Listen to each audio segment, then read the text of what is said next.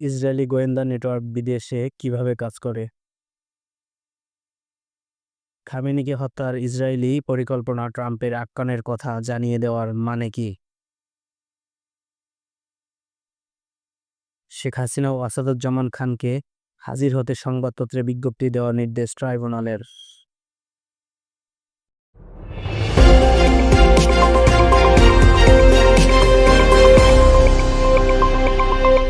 Audio Jungle.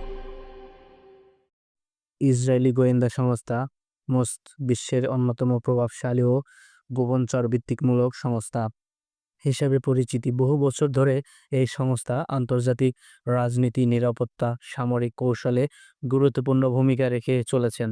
তবে এর বাইরে কার্যক্রম অনেক সময় থেকে গেছে ধোঁয়াশার মধ্যে।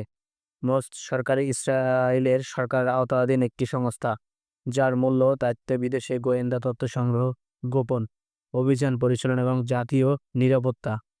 মোস্টের অনেক কার্যক্রম আন্তর্জাতিক সম্প্রদায় মানবাধিকার লঙ্ঘনে বলে সমালোচনা করে, তবে ইসরায়েল এই সংস্থাকে তাদের অস্তিত্ব রক্ষার জন্য অপরিহার্য বলে মনে করেন।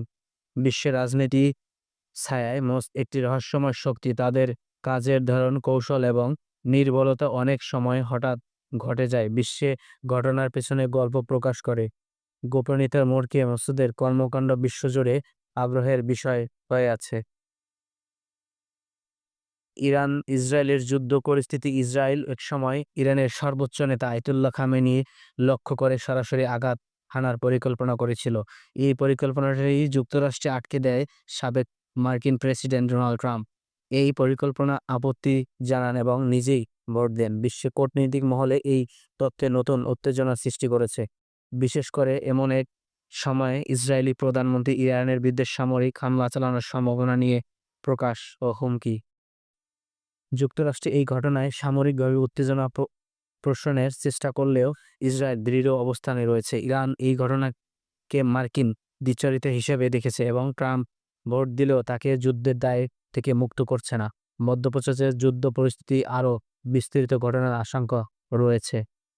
একটি গুরুত্বপূর্ণ মামলা পরিপ্রেক্ষিতে আন্তর্জাতিক অপরাধ ট্রাইব্যুনাল প্রধানমন্ত্রী শেখ হাসিনা ও স্বরাষ্ট্রমন্ত্রী আসাদুজ্জামান খান কামালকে ট্রাইব্যুনাল হাজির হওয়ার নির্দেশ দিয়েছে। এর সঙ্গে তাদের নাম আদালত হাজিরার বিজ্ঞপ্তি দেশের জাতীয় দৈনিক পত্রিকায় প্রকাশের নির্দেশ দেওয়া হয়েছে। সূত্রে জানায়, এই মামলাটি একটি সংবেদনশীল বিষয়ের সঙ্গে সম্পর্কিত, যেখানে অভিযোগ রয়েছে যে রাষ্ট্রীয় ক্ষমতার অপব্যবহার করে মানবাধিকার লঙ্ঘনের ঘটনা ঘটেছে। মামলার বাদী পক্ষ থেকে অভিযোগ করা হয়েছে যে নির্দিষ্ট সময়কালে নিরাপত্তা বাহিনীর আদালতে জানায় বিবাদীদের আদালত উপস্থিত করতে প্রচারিত পন্থা ব্যবহার করে ব্যর্থ হওয়ায় বিজ্ঞপ্তি জারির নির্দেশ দেয়।